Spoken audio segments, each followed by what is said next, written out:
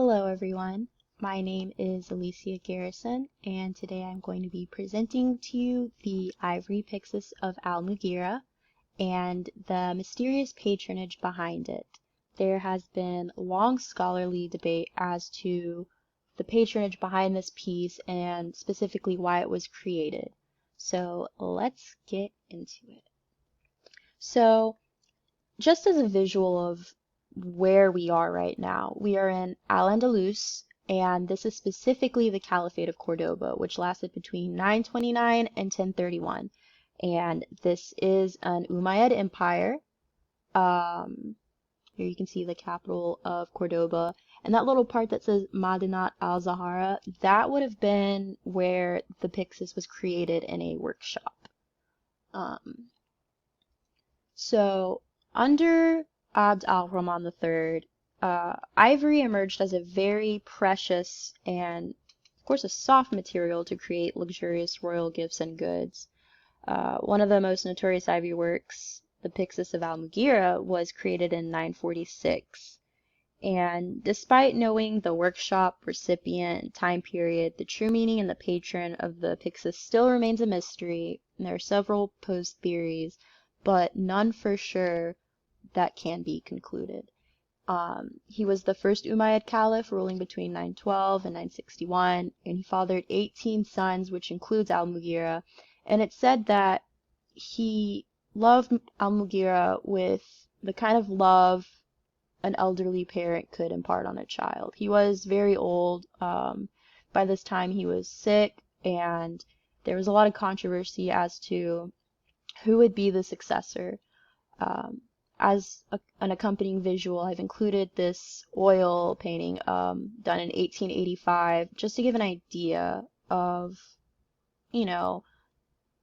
kind of spatial imagery, Abd al-Rahman himself. There isn't really a lot of imagery of, well, any of the significant figures we're talking about right now. But I do try my best. So, despite common misconceptions, men were not exclusively patrons to the art within this time and in this place. Many women in the high court engaged with patronage, as well as eunuchs. And that brings me to Sayyida al-Mushtaq, or Lady al-Mushtaq. She was one of the consorts to Abd al-Rahman III and al-Mughira's mother. She was a patron of architecture, and this image I've included is actually a marble inscription. And this marble inscription is actually a fragment from a commission that al-Mushtaq created for a minaret and a gallery. The inscription reads, "In the name of God, the merciful, the compassionate, there is no power or strength except in God, the unique.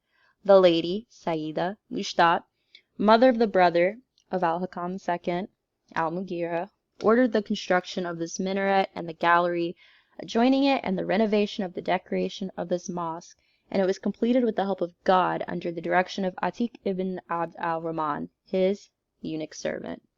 And as proposed by historian Claire D. Anderson, this actually provides us a link to, proving that al-Mushtaq was al-Mughira's mother.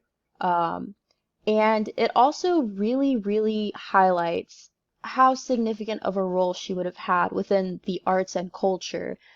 She was definitely a woman who worked in conjunction with court eunuchs to commission these pieces and produce various different kinds, which is what allows us to also not rule her out as a patron, seeing as that she has a history of commissioning works of art. The princely iconography of the Pyxis can be connected to other culturally significant avenues that extend beyond Francisco Pradar Villar's theory, which is the most common theory known, that this was a coming-of-age gift, but also a political warning, seeing as, Abd al-Rahman III was sickly. It was known that the court eunuchs highly supported al-Mughira as successor, despite there being an actual successor, al-Hisham, who was very much younger than al-Mughira. So with that being said, I would like to actually get into the iconography of this piece. And Sophie Marcoux and Renata Holod's scholarship of the Pyxis draws a very distinct similarity to Claire D. Anderson's theories.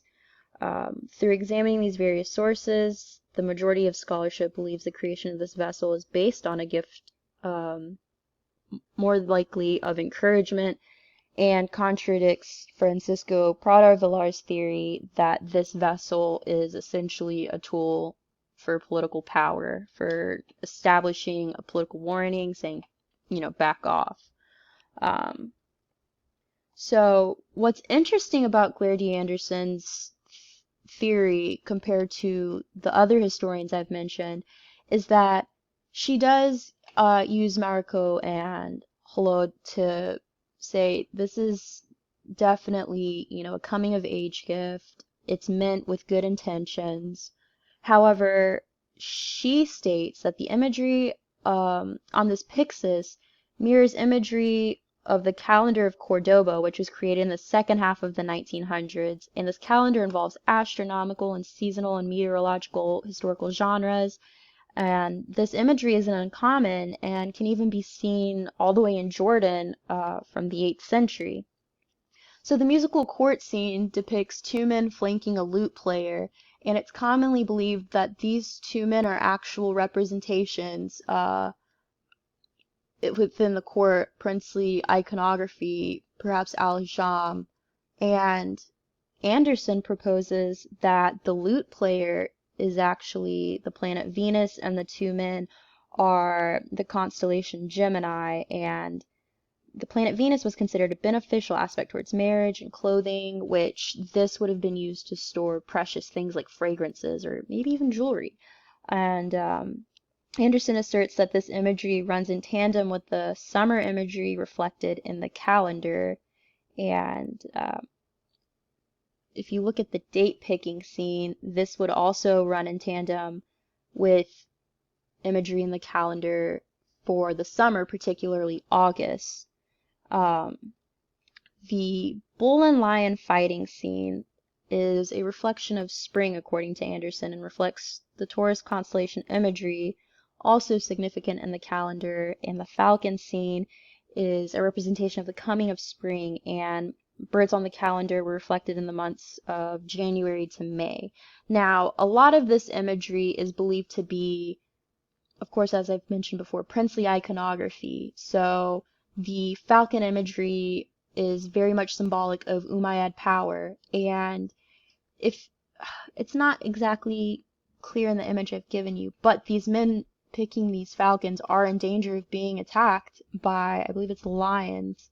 So it's kind of like a representation of, anyone trying to take this power or seize, the Umayyad line of succession, like, beware. Same with the bull and lion fighting scene. Lions would have been representations of Umayyad royalty, power. I'm sorry, the bull. But the idea that this is more representative of a calendar as opposed to the common belief is very much not known, and it's not necessarily discussed in certain environments, such as, actually being in a class or finding an article.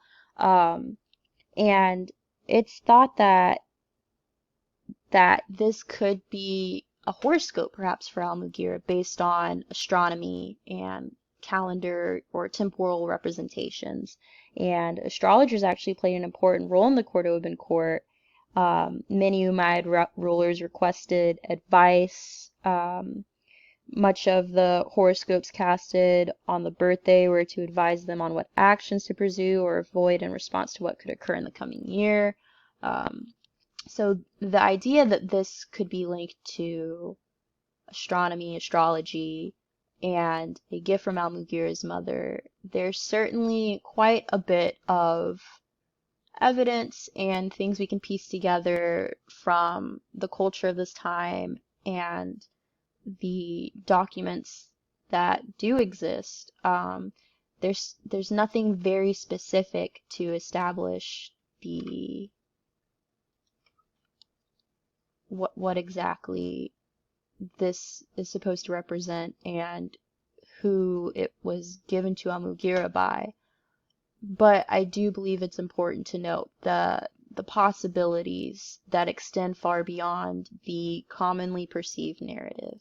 And that is all I have for you guys today, so thank you for listening.